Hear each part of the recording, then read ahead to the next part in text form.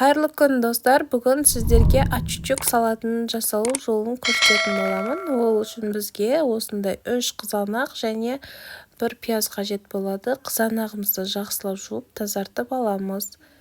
Пиязымызды да тазартып аламыз, жақсылап жуып аламыз. Жуылған қызанағымызды осылай жіңішке етіп турап аламыз. Бұл салат барлық тағаммен үйлеседі, әсіресе палаумен өте дәмді, қою тағамдармен жақсы үйлеседі. Ары қарай пиязымызды да дәл солай жіңішке етіп, дөңгелек етіп турап аламыз. Бізге осындай бетіне себіп әсемдеу үшін осылай көк пияз алдым. Сіздер қаласаңыздар укроп немесе кенз алсаңыздар болады.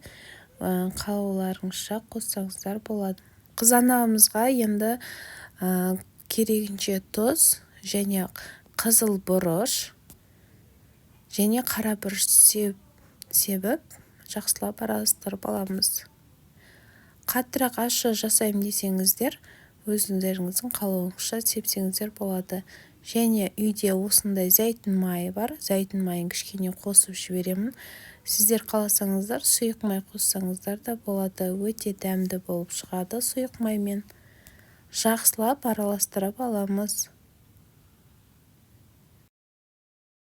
Тәрелкемізге салып, бетіне пиязымызды сеуіп,